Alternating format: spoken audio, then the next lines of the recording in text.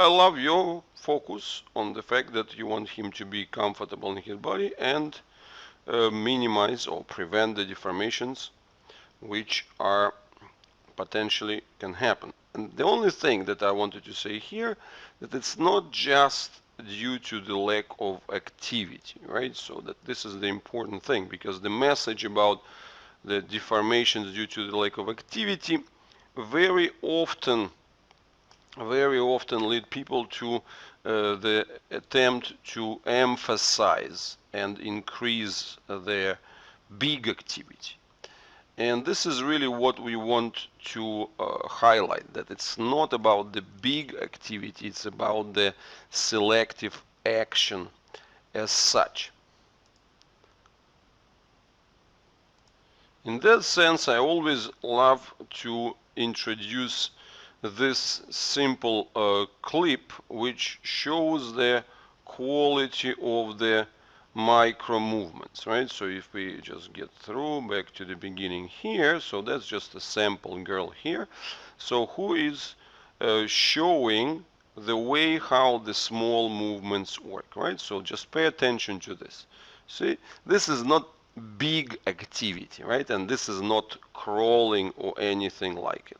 But that's really the main message that we want to make sure that you really absorb very deeply and well. See, that's selective use of the muscles of the buttocks. So you see, this is the selective tilt of the pelvis. Look, it looks small, right? But it's very, very specific and very precise. Look at that movement. That's very precise. Look at that. This is the wave that happens at the bottom, and you know, this wave, you see now she's doing the bigger wave, but you can see how the pelvis is moving under the ribs, right? So you see that's a very precise movement as well. Now look at the leg. That's a selective rotation there. And you see there is more of these leg movements, more of the specific waves at the pelvis, so on. So I really want you to look very closely at these waves, because Matthias does some waves, but these are not the same, right? So that's really going to be our big focus. So I once again highlight that when we talk about the development, we want to get maximum distribution, so that it's the all the deepest smallest connections which are working, and it's those smallest connections which are providing the proper